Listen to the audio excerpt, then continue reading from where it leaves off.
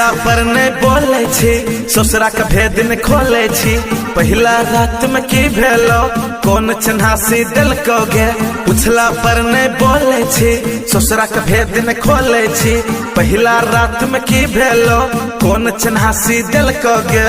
एक बार दू बार तीन बार चार बार पांच बार चुम्मा ललकाई रे। एक बार दू बार तीन बार चार बार पांच बार चुम्मा ललकाई रे।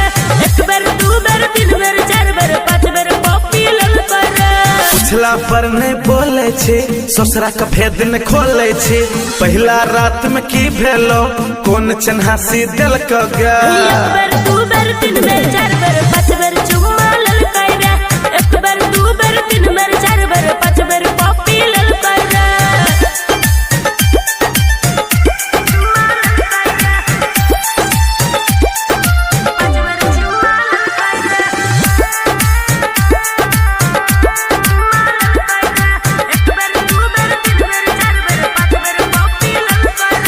पहले रही पत्थर की गे, अब कोना मोटा गईले।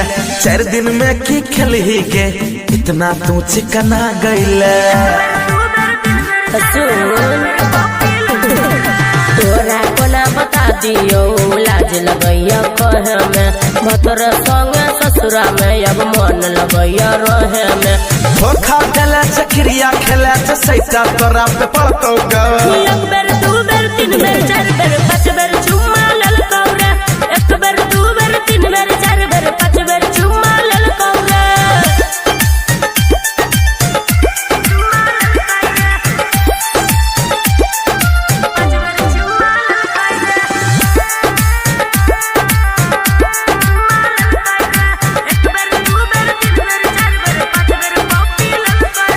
सूट छोड़ के साड़ी में और हट तू लागे छी। हाथ पकड़ के खींचे छियो, दूर किया तू भागे छी। पकड़ के खींचे छियो, दूर किया तू भागे छी। माफ कर दे हमरा, तू दोसर छोरी पटाली है।